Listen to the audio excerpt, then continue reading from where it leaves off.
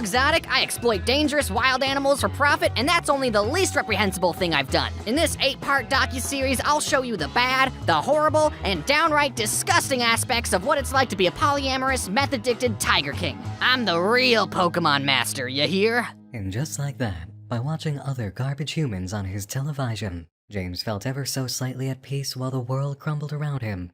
For the first time in months, James smiled. I'll be real with you, being in quarantine has sucked a lot. I miss hanging out with friends, I miss going to non-essential businesses, and I miss wiping my butt with toilet paper instead of my dog. All I've had for company has been floof and my own mind.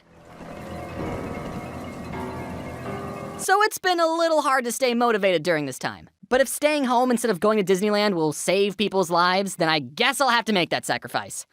It's so hard to be a good person. Some of the things that have been helping me mentally has been exercise, a positive mindset, and garbage television. I used to think that garbage television was stupid and a waste of my mortal existence. But as I started watching more garbage, I realized that I've already been fascinated and enjoyed watching garbage content for years. Have you seen the videos I make? I've said this in my conspiracy video that I love watching crazy people talk for hours. Now take those same people, give them a camera crew and a budget, and you got a brand new show on TLC. What's that? You've never heard of TLC, the Learning Channel? Well, TLC is full of wonderful programs and documentaries that'll teach you if you become trashy enough, you'll end up on TV. And that's what schools should be teaching. No, this video isn't sponsored by TLC, but if they wanted to sponsor me, I'd say no. I just want to be on an episode of My Strange Addiction. I'll tell you what the addiction is later, TLC. One show I've been unhealthily binging is called 90 Day Fiancé. It's about when a boy meets a girl meets a girl, or a man meets a much younger girl online, and they sort of like each other, but they're from different countries, so when they meet each other, they have 90 days to decide if they want to get married before their visa expires. It's great that the internet exists so that these clearly desperate people in different countries even have the chance to form a relationship. And it's equally great that the internet exists so we can watch very personal moments of these strangers' lives. The show really shines with the most garbage of couples. I've seen other YouTubers talk about this one specific couple, Big Ed and Rose. I don't want to make fun of Big Ed's appearance, but let's just say he saves a lot of money on scarves. And turtle necks. He's a 54-year-old pursuing a relationship and wanting to marry a 23-year-old Filipino woman named Rose. And Ed has a daughter that's 6 years older than Rose. And he's older than Rose's father. Can you imagine for a second if your mom was 6 years younger than you? And on top of that, Ed is a huge liar. He lied about his height, he lied about wanting to have kids with her, he's also really mean to Rose. I mean, sure, he's old enough to be her father, so he's probably used to talking down to young people, and a dad telling their kids that their legs are hairy and their breath stinks is justifiable. But this is his girlfriend. At least make her a bag lunch first. Even if I thought Big Ed was the best guy in the world, do I think a relationship could work between people with a 31-year age gap? Well, let's take a look at the math. Here is the half-year age plus 7 rule graphed out, so if you're 30, then it's socially acceptable to be dating someone who's 22. Now, obviously, this graph isn't set in stone, but for reference, here's Big Ed's age versus Rose's age. So when Ed was 40 and taking care of his 15-year-old daughter, Rose was 9. So do I think an age gap of 31 can work? Well, mathematically and common sense speaking, not until Ed is 76 and Rose is 45.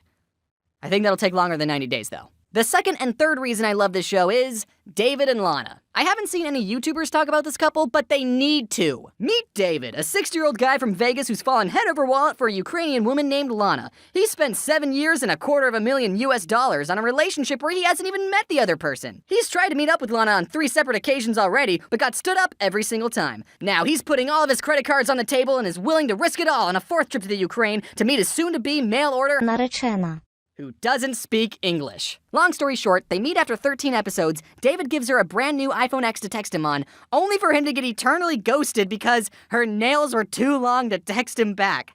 Let me remind you that they were in contact for 7 years. That's how old Rose was when Ed was 38. Me briefly describing these two's relationship just now was so much of an emotional roller coaster that I don't even need to go back to theme parks anymore. It makes me want to puke, and I hope you can see why I love this show so much. I know that reality TV is fake, and who knows if this entire relationship was scripted and manufactured for the show.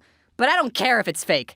This smile is real. Watching garbage television all day isn't as fun or healthy as it may seem, believe it or not. Even though I spent a good portion of this video hyping up trash TV, you should also be doing something productive.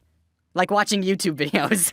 To compensate for all the garbage I watch, I've been exercising more. Right when the pandemic began its exponential spike, I bought a home gym machine and I've been working out 3 times a week with my friend DJ. DJ and I met because we're both friends with Alan Becker, who makes these animations versus animator videos, and one day I noticed that DJ's muscles were a lot like one of my Japanese animes. He was a walking, breathing protagonist that my body dysmorphia had been holding me back from becoming. I reached my skinny hands out to DJ and said, "Hey DJ, can we work out together?" So this is where I put the iPad to talk to DJ.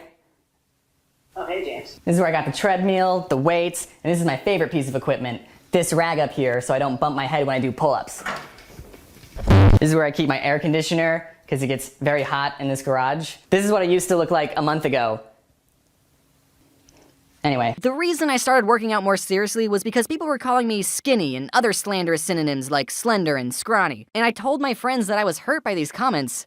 But they all unanimously agreed that it's true, I am a Slim Jim. It's important to have a reason for working out. Mine is self-loathing. DJ is forcing me to push myself. We've only been going for about 3 months, or a whole 90-day fiancé, and I've already gone from struggling to lift up this much weight to struggling to lift up this much weight. Sorry if I'm flexing too much on you, I'm just proud of my progress. The point is, while trash TV is fun, remember to mix in some productive activities during the day. For example, exercise. You don't need equipment. Do 10 push-ups right now, lose. Clean up after yourself. During these hard times, keeping your space organized and tidy will be a big boost on your mental health. Wear a face mask if you need to go out. Learn how to cook. You should also be eating healthy too. Stop eating so many bagel bites. Watch parkour fails. Remind yourself how safe you are inside. These guys could get COVID and a broken tooth. Wear a face mask if you need to go out. Shave your head.